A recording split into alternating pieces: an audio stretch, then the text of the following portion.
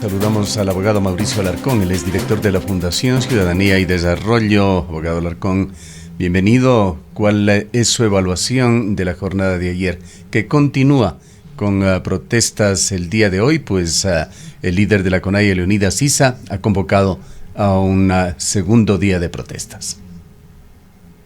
Gustavo, buen día y un saludo a quienes nos siguen a través de la señal de Antena 1 y de Academia TV. Afortunadamente se puede decir que ha sido una jornada pacífica de protesta. La del día de ayer, pues han sido contados con los dedos de la mano aquellos incidentes producidos en algunos puntos del país que desafortunadamente han terminado con ciudadanos detenidos por la fuerza pública y probablemente procesados por la justicia en las próximas horas. Lo importante en este tema es que ha habido una posibilidad de, mediante garantías, como digo, cumplidas de manera general, presentar los reclamos, las críticas, las protestas, no solo al gobierno, sino al país, y pues que del otro lado, más allá de lo que se diga por parte de las autoridades, esas críticas puedan ser recibidas, consideradas y analizadas de una manera real. No nos olvidemos que lo importante para un gobierno es efectivamente representar a todos los ciudadanos. Se ha dicho que la jornada continuará el día de hoy. Veamos con qué intensidad y con qué fuerza, pues definitivamente muchos de los ecuatorianos que participaron ayer, por ejemplo, de una marcha en la ciudad capital, acá en Quito, definitivamente hoy tendrán que trabajar de manera regular. Abogado Alarcón, muy buenos días. Se habla mucho de la relación que podría generarse en este momento entre el gobierno y las organizaciones sociales. Más de un sector, múltiples analistas hablan de la necesidad real de un diálogo que permita alcanzar planteamientos y propuestas para que pueda desarrollarse el país en mejores condiciones. Sin embargo, vemos que esto no se está dando, pero también vemos que dentro de las organizaciones sociales hay diferencias, y quizás una de las diferencias que más llama la atención en este contexto es la de la Confederación de Nacionalidades Indígenas del Ecuador con Pachakutik. Mientras la CONAIE está llamando a las calles, mientras la CONAIE está haciendo presencia y convocando a la organización social, los asambleístas de Pachakutik mantienen acercamientos y reuniones con el presidente de la República. Incluso el día de ayer les llegó ya el primer borrador de la propuesta de reforma tributaria o de ley económica que llegará a la Asamblea con carácter de urgente para que puedan revisarla y enviar, en este caso, observaciones. ¿Cómo ve usted estas posibilidades de llegar a acuerdos, a un consenso nacional? Por un lado, es importante que no nos quedemos simplemente en decir que habrá diálogo. El diálogo, en definitiva, es sentarse en una misma mesa y decir lo que se piensa. Una vez terminado el mismo, quien toma la decisión por cuenta propia es quien ejerce el poder. En un gobierno que se dice abierto, que toma en cuenta la ciudadanía y la sociedad civil, lo importante es que se trabaje de manera conjunta en la co-creación de soluciones a los problemas que creo todos coincidimos, sin excepción. El trabajar en equipo para la búsqueda de soluciones definitivamente es mejor, porque estas no provienen ni de la iluminación ni de la sabiduría de un funcionario sentado detrás de un escritorio, por mucho conocimiento o experiencia que tenga, sino que los insumos que vienen del ciudadano que vive, que se afecta, que está ahí viviendo el impacto de las decisiones que toma un gobierno, dan muchos mejores insumos para la toma de decisiones. Y por otro lado, creo que es importante también tener en cuenta que es imposible satisfacer a todos con una decisión que provenga de las autoridades. En ese sentido, cualquier tipo de espacio de encuentro no puede ni debe ser sectorial, tiene que ser temático, porque el momento en que te sientas con un sector, no solo que está siendo excluyente respecto de otros, sino que ahora que se evidencia una ruptura o una crisis de representación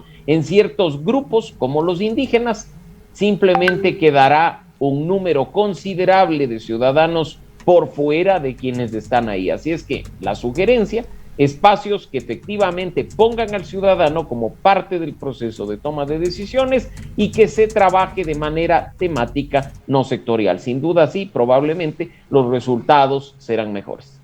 El éxito o fracaso de los paros se ha dado en función de la unidad que se ha logrado por parte de los diversos sectores sociales y siempre ha tenido un particular énfasis la participación en estas movilizaciones o protestas del sector indígena. ¿Cómo mira usted el futuro de esta protesta, esta dilatación que hace de un día más la CONAIE, además el comunicado de 8 puntos que ha presentado la CONAIE con algunas exigencias al gobierno, entre ellas fijando el precio del diésel o pidiendo que se fije en unos 50 el diésel y en 2.10 las gasolinas?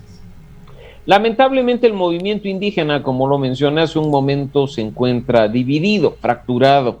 Miremos si no el comunicado de la CONAIE en el punto 9, si no estoy mal, en el que se desconoce cualquier otra agrupación que no sea la que ellos dicen en materia política pachacutic.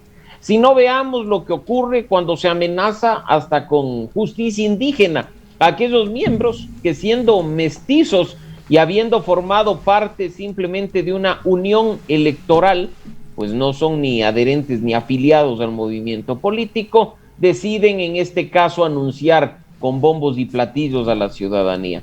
El tema del movimiento indígena, desafortunadamente, es el de una falta de cohesión, el de una falta de visión y de propuesta conjunta. En ese sentido, es vital que trabajemos, no, como he dicho, desde un punto de vista sectorial, donde la gente se siente excluida por quienes participan de manera directa en los espacios que convoca, en este caso, el gobierno nacional, sino por cuestiones temáticas. Cada uno es un mundo, cada uno tiene cosas que hacer y pues en ese sentido habrá que ver las propuestas que provengan respecto de temas en específico. En este caso, el tema combustibles debería además convocar a sectores ciudadanos como cualquiera de quienes nos encontramos en este espacio, porque la decisión respecto al precio de los combustibles, su congelamiento, su subsidio, termina afectándonos a todos. En cuanto a los choferes, ¿cómo observa? Porque hay un comportamiento mixto de los choferes aquí en la ciudad de Cuenca. El día de hoy el transporte público está parcialmente paralizado hasta el mediodía y hay una exigencia permanente de los choferes de que se revise el costo del transporte en lo que se refiere al transporte urbano. Y a nivel nacional se conoce que hubo intermitencias en la protesta, conversaciones de última hora con el Ministerio de Transportes y Obras Públicas. ¿Cómo se observa este tema allá en Quito? Es indiscutible que si el precio del combustible cambia, debería cambiar el precio del pasaje del transporte público. Creo que eso es algo que se tiene nuevamente que tratar desde todos los sectores. No nos olvidemos que muchos ecuatorianos utilizan ese transporte público y han visto que los precios del pasaje no han variado con el pasar del tiempo. Incluso en aquella época en que, por ejemplo, el diésel costaba apenas unos centavos y hoy estamos viendo que es un precio cercano al de los $2 en varias ciudades del país. En varias ciudades del país, ojo, incluyendo la capital, se sigue pagando algunos pasajes por 25 centavos. Hay que revisar todo indudablemente, porque esas distorsiones económicas que provienen no solo de la fijación de precios, sino también del congelamiento y de las decisiones al alza sin un trasfondo real de análisis, por ejemplo, el del precio de los combustibles,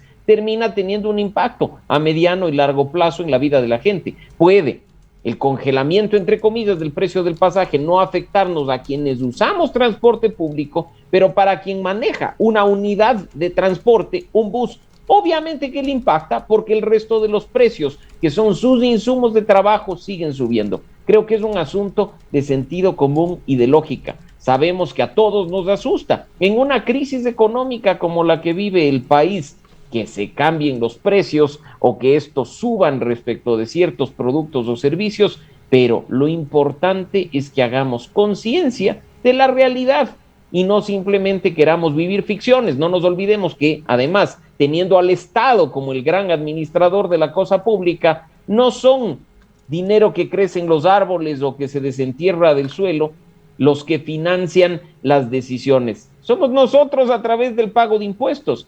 ¿Queremos mantener subsidios? Esos subsidios no se pagan solos, se pagan con más impuestos de los ecuatorianos. Somos nosotros quienes terminamos autosubsidiándonos el precio del combustible. Pasa lo mismo con el transporte público. Así es que hay que empezar a dar un debate serio sobre cómo mejorar las condiciones económicas del país, afectando lo menos posible a la mayoría de población ecuatoriana.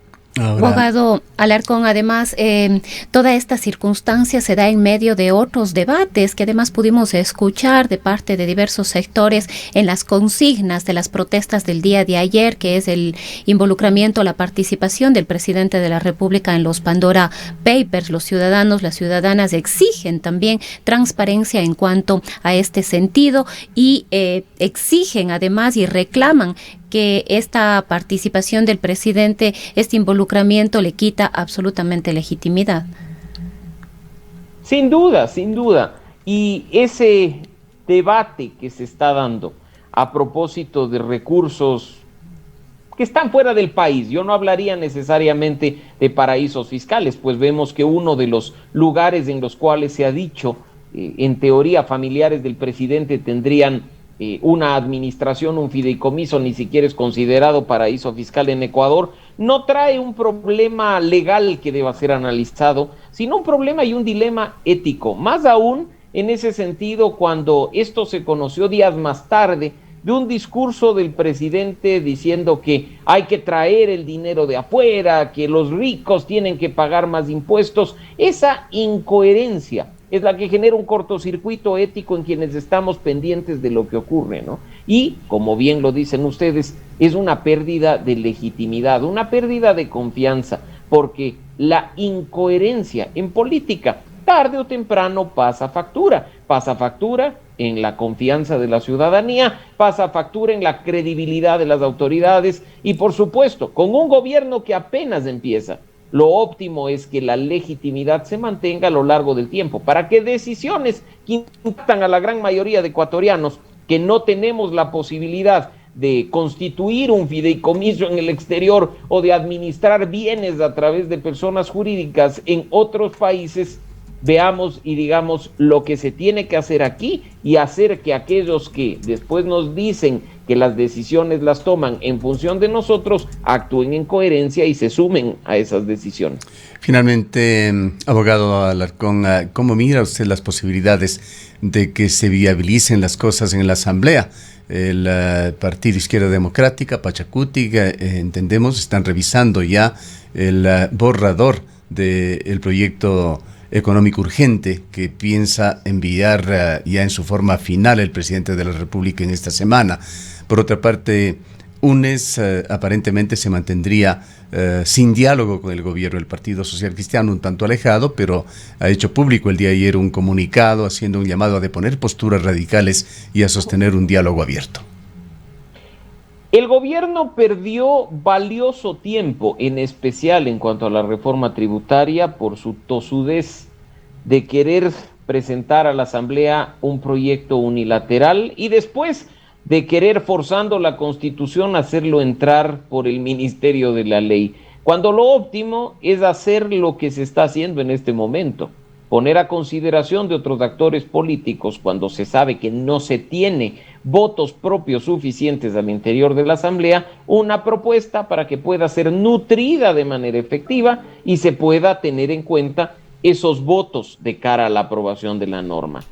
Un tanto tarde, indudablemente que sí. Recordemos que un proyecto económico urgente tiene que ser tratado por la Asamblea Nacional en un máximo de 30 días, pero una vez salido de la Asamblea, se tienen también tiempos que cumplir respecto del veto del Ejecutivo. Empieza la cuenta regresiva, teniendo en cuenta que aspectos tributarios y fiscales deberían estar incluso publicados en el registro oficial hasta el 31 de diciembre del 2021, si queremos que formen parte del siguiente año fiscal, el año 2022. Así es que el gobierno, en lugar de estar dando teorías de conspiración o tratando de posicionar discursos con movilizaciones para ver quién llena con más gente la plaza, debería estar trabajando para de manera urgente presentarle al país ya soluciones en materia económica, en materia laboral y en materia de seguridad.